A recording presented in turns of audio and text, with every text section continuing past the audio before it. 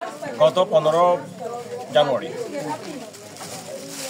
সরকারি খালদা সুন্দর কলেজের প্রিন্সিপাল মহোদয় উনি এশার নামাজের সময় ওই কলেজের গেট দিয়ে আর কি বের হয়েছিলেন নামাজ পড়তে।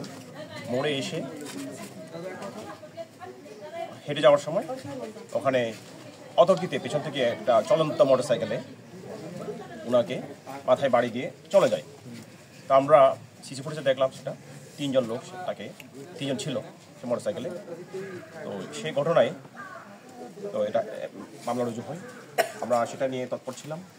পুলিশ সেটা নিয়ে কোতোয়ালি থানা পুলিশ টিম তৎপর ছিল, অনেক এটা নিয়ে কাজ করেছে। এটা তথ্যপ্রযুক্তির সহায়তা এবং সোর্স আমরা বলি যে সোর্স মানে সোর্স নিয়োগের মাধ্যমে আমরা অবশ্যই সেটা উদ্ধার করলাম আর কি। আজকে আমরা আপনারা দেখেছেন আমরা তাদেরকে শনাক্ত করেছি, তারপর আসামি অ্যারেস্ট করেছি।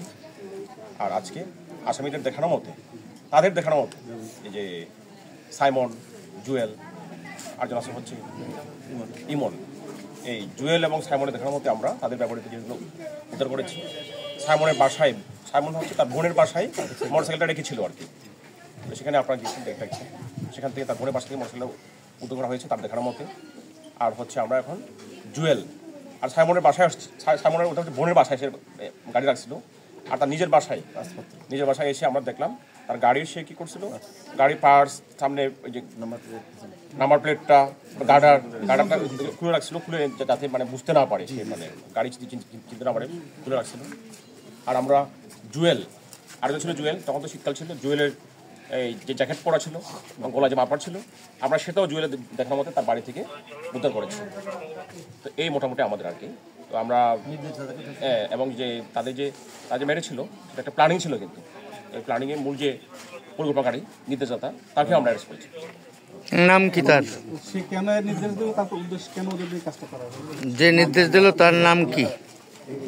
না, যতটুকু জেনেছি আমরা এটা প্রাথমিকভাবে জানতে পেরেছি ছাত্রীকে ভর্তি নিয়ে আর কি, এই খালদা সুন্দর কলেজে এই ছাত্রীকে ভর্তি নিয়ে উনি হয়তো সুপারিশ করেছিল, তদন্ত করেছিল বা এনিওয়ে সেটা হয়তো হয়নি। তার কারণে উনি সে রাগবশত খুব বশত এদের নাকি টাকাও দিয়েছে, কিছু কাজ করিয়েছে এদের আর কি। হ্যাঁ, আমাদের জিজ্ঞাসাবাদে আরও তথ্য আমরা পাবো। নির্দেশ দাও তোর নামটা? রনি, বয়স 55 মতো, বয়স 55। ধন্যবাদ। পরবর্তী আমরা এদেরকে আরো জিজ্ঞাসাবাদ করে আমরা তাদেরকে কোর্টে প্রেরণ করবো আর কি, কোর্টে সুপর্দ করবো। ধন্যবাদ।